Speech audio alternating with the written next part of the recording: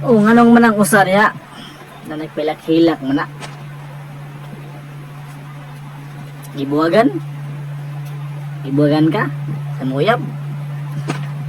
Sus! 2024 na yung taon pagmata. Pilak-hilak mo ka? Nako. Di na angay hilakan, oy. Di na angay hinuktukan. Kung kibiyaan ka, oh, malipay pa ka. Ay nga no.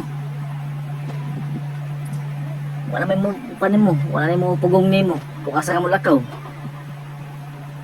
Ayaw pag gilak-hilak. Na, magtagay-tagay pag patay na. Buti makatagay, patay ka ng tagay. Maragway ugma. Di na angay na, sus, di na angay tagayan, oy. Dapat ang tagay relax lang. Una-una 2024 na karon. Hapit na mag 2025 na mag-inana ang yapon nga pilak-hilak. Sus. Luoy kay ka. Para matog ka. Matog ka sa buwan, lugi rin.